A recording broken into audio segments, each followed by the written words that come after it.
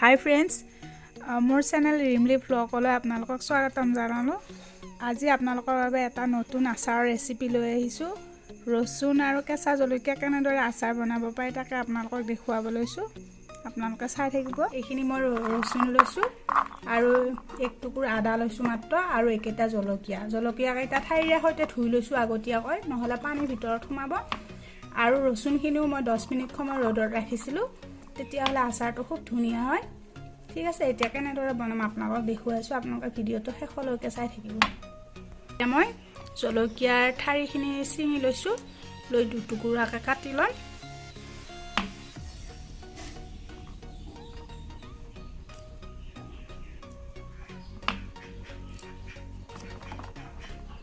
এইটো আচাৰ ৰেচিপি খুব ধুনীয়া হয়। যদি কাৰোবাৰ ব্লাড প্ৰেছাৰটো হাই থাকে তেনেহ'লে তেওঁলোকে এইটো খাব পাৰে। প্ৰেছাৰটো মানে নৰ্মেলত থাকে। যদি আপোনাৰ ল' প্ৰেছাৰ, কিন্তু এইটো নাখাব দেই, এইটো বহুত মানে প্ৰব্লেম আহিব। সেইটো কাৰণে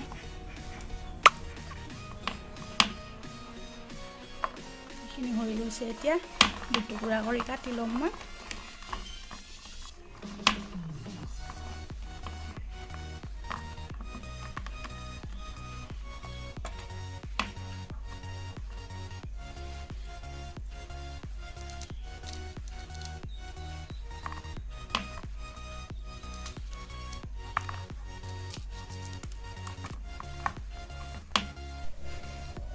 আদাখিনি এইটো চাইজত ল'ব, ডাইচকৈ ল'ব।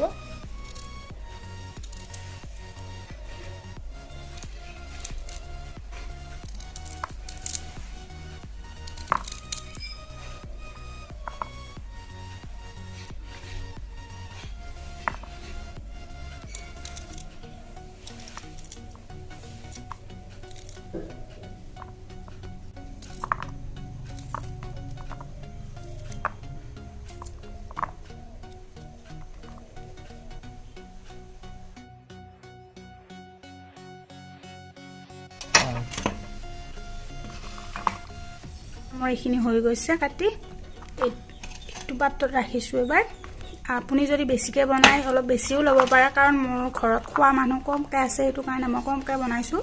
আপুনি বেছিকৈও বনাব পাৰে। ঠিক আছে, এতিয়া মই এইখিনি একেলগে ৰাখি লৈছোঁ।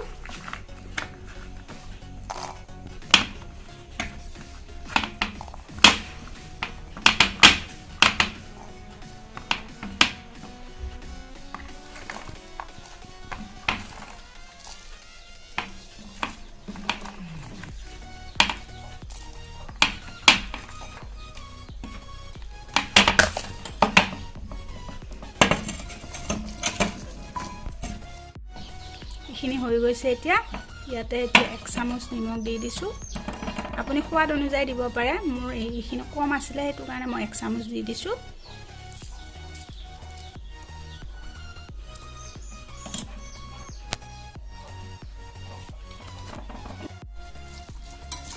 এতিয়া এইখিনি হৈ গৈছে। এতিয়া এইখিনি 5 মিনিট সময় ঢাকনি লগাই ৰাখিব লাগিব। ঠিক আছে, এতিয়া মই ঢাকনি লগাই ৰাখিছোঁ।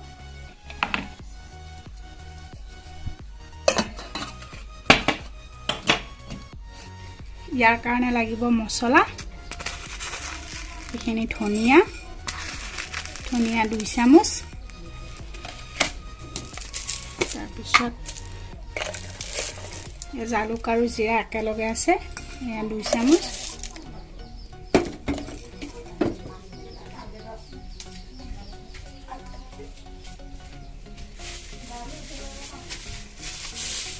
আৰু 1 চামুচ মিঠি দি দিছোঁ। আৰু একেলগে এইখিনি মই এতিয়া একেলগে ভাজিম।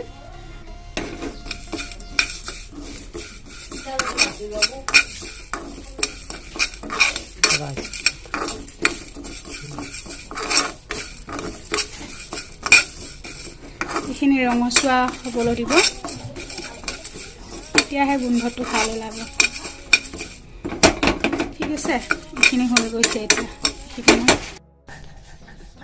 ইয়াত তেল দি দিছোঁ, আধা কাপ। ভালদৰে গৰম হ'বলৈ দিব।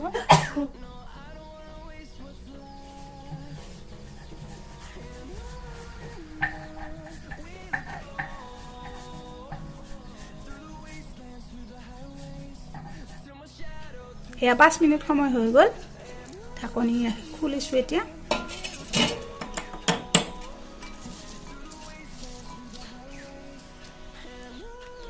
এতিয়া মই ইয়াতে জলকীয়াৰ গুড়ি 1 চামুচ দি দিছোঁ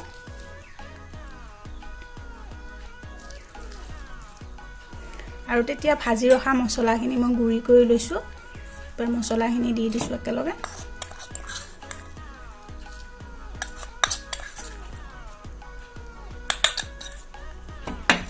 এবাৰ এইখিনি একেলগে মিহলাই লৈ লৈছোঁ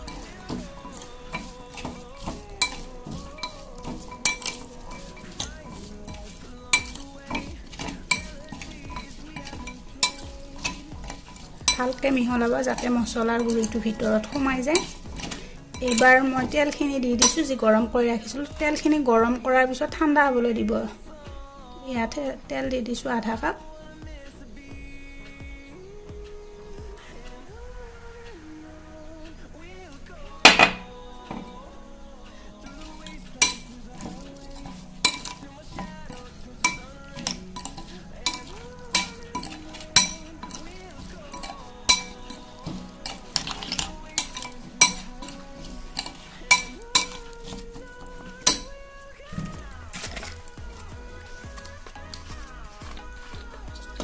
এতিয়া এইটো ভিনেগাৰ দি দিছোঁ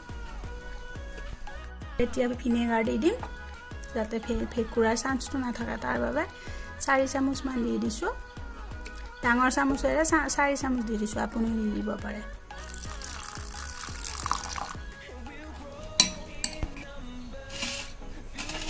মই এইটো ভিনেগাৰ ব্যৱহাৰ কৰিছোঁ আপুনিও এইটোৱে কৰিব পাৰে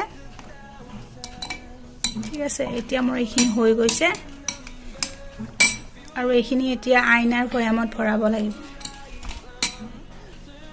মোৰ আচাৰ ৰেডি হৈ গৈছে এতিয়া এইটো বয়ামতে ভৰাইছোঁ মই কমকৈ কৰিছোঁ কাৰণে সৰু বয়াম লৈছোঁ খুব ধুনীয়া গোন্ধ ওলাইছে আপুনি বনাব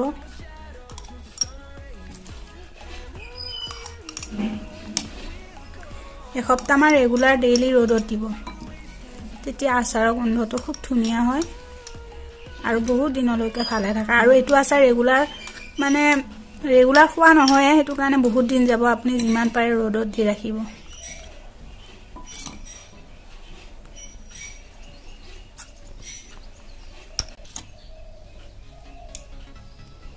এইখিনি ৰৈ গৈছে আৰু এটা বয়ামত ভৰাব লাগিব ঠিক আছে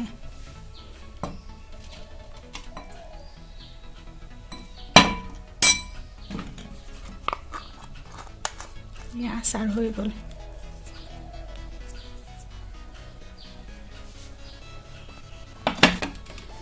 এই আচাৰ ৰেডি হৈ গ'ল খুব ধুনীয়া হৈছে আপুনিও বনাব খাই চাওক কেনেকুৱা পালে মোক জনাব নাপাহৰিব লাইক কৰিব শ্বেয়াৰ কৰিব আৰু মোৰ চেনেলটো নতুনকৈ চাইছে যদি সাবস্ক্ৰাইব কৰি দিব আৰু নতুন ভিডিঅ' লৈ আপোনালোকৰ মাজলৈ আহি আছোঁ তেতিয়ালৈ বাই